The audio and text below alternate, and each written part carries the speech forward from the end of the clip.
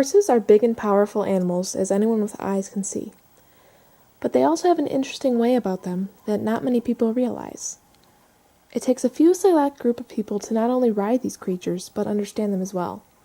In order to understand the different disciplines of horseback riding, we need to take a quick look at the way horses move. Horses have 4 different gaits. They have the walk, the trot, the canter, and the gallop. The walk is pretty self-explanatory, but the trot is a 2-beat gait where the opposite front foot and hind foot meet the ground at the same time. The canter is a 3-beat gait where the hind foot hits the ground first, then followed by the other hind foot and front foot, and finishing with the final front foot. The gallop is a 4-beat gait where at some point there is no foot touching the ground at all. Obviously, this is the fastest of the 4 gaits. When it comes to a canter or a gallop, the horse is a certain lead. Their lead depends on which front foot reaches the ground last. For example, this horse here would be in the left lead because their left front foot is leading. Meanwhile, this horse here would be on the right lead because their right front foot is leading. Sometimes horses' front leads and hind leads don't always match up because a horse does not pick up the canter or gallop on the same lead for both ends. This is known as cross-cantering, which can clearly be seen here.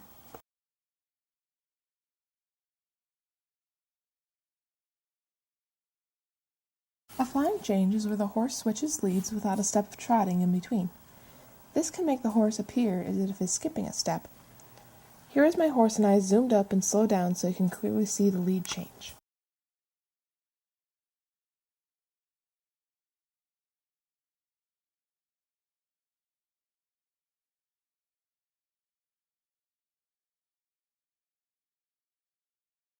A flying change is a key element in almost any discipline. It can help shave off time in events judged by a clock, or it can look elegant in events where looks are a factor. Many people know what the term horseback riding is, but they don't know the many subgroups.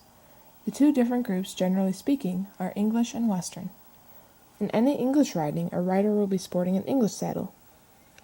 In any Western riding, a rider will be sporting a Western saddle. With these 2 general groups, it breaks down into several subgroups. One of the largest growing forms of English riding is known as eventing. Eventing is a 3-day-long show that consists of dressage, stadium jumping, and cross-country. Pretty much the only thing they all have in common is that they all have to follow a specific pattern. Dressage is a test that a rider perform a pattern of walking, trotting, and cantering directed by letters on the wall as well as diagonals. The riders are then given a score based on how well they executed the test and how happy and sharp the horse looked while doing it. The score is totaled up from the individual scores of 3 judges. It is one of the prettiest forms of riding. Stadium jumping is where the rider must direct their horse over a series of jumps in a certain pattern. These jumps are set up so that if a horse happens to knock them, the pole or jump itself will collapse. Riders are given penalties for any fallen poles.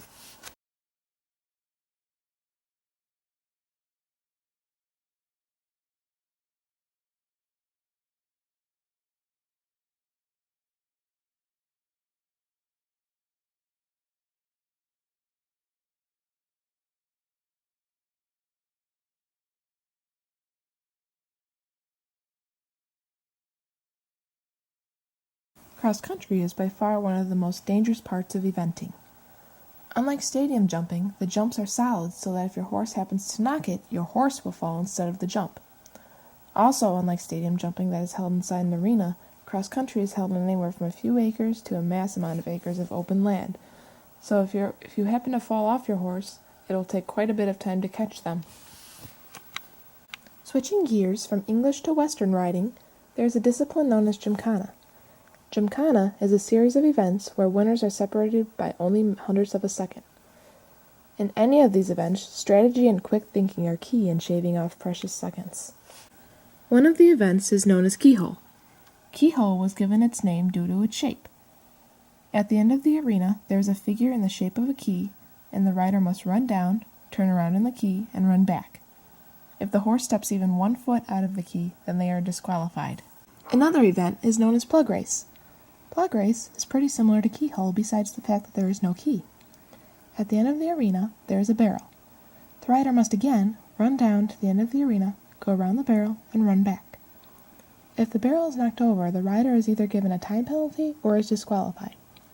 In this clip, my horse was slow going in and then made a wide turn going around the barrel, causing us to lose time.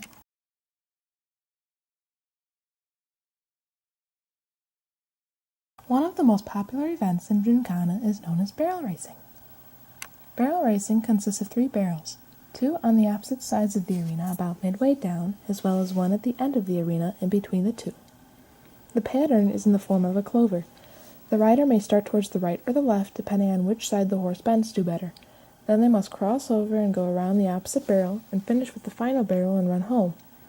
While approaching each barrel, the rider must find a good pocket.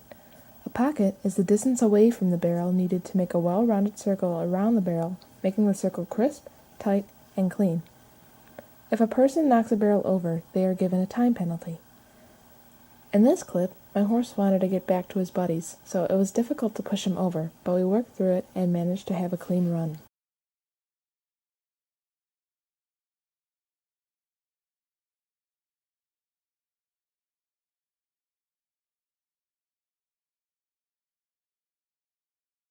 The event known as flags has the same setup as barrels, but not the same pattern. The barrels are set up in the same form, but the 2 side barrels have buckets on top of them, usually filled with sand or corn, so it is easier for the flag to stick. The whole point is to take the flag and stick it in the opposite bucket. The rider may choose whether they want the flag to start in the bucket to the left or the bucket to the right, but the pattern is basically a big U. If the rider does not grab the flag and breaks pattern by circling back, then they are normally disqualified.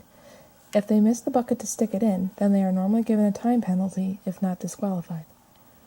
While this rider here had a bit of difficulty getting the flag, she did not break pattern and managed to be able to stick it.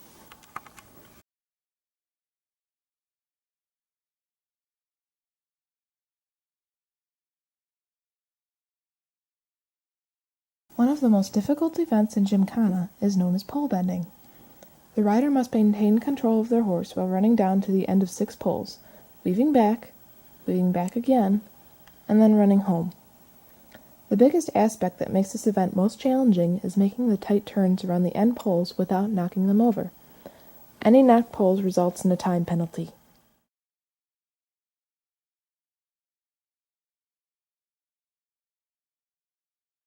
In the case of this rider here, her horse thought she was done after weaving, causing her to lose time, but she made a good recovery and managed to have a clean run. This next video is one of my favorite videos because it demonstrates what good training and a horse that loves its job can do. Note the missing rider.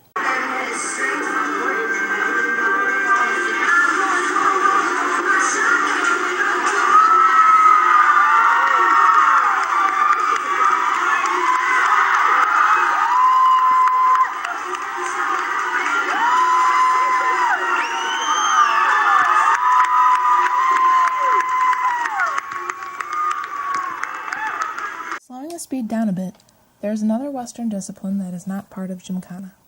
It is known as Western Pleasure. Western Pleasure winners are decided by a judge and not by a clock. The horse should be moving at a much slower and relaxed pace than any other discipline. They should also have a fairly low headset as well as be on a looser rein. Their gaits consist of a walk, a jog, and a lope. A jog is just a slower version of a trot, while a lope is just a slower version of a canter. Whether you know about horses or not, horseback riding is a dangerous sport that requires a high level of skill, balance, dedication, perseverance, and determination. It is full of ups and downs, and is definitely not for the weak-hearted.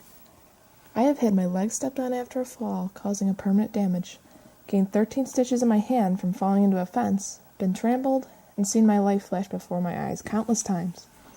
While it's been a painful and terrifying 13-year journey, through all of the different disciplines I've tried, I've enjoyed nearly all of them, and hope this opened the eyes of a few people of the sport known as horseback riding.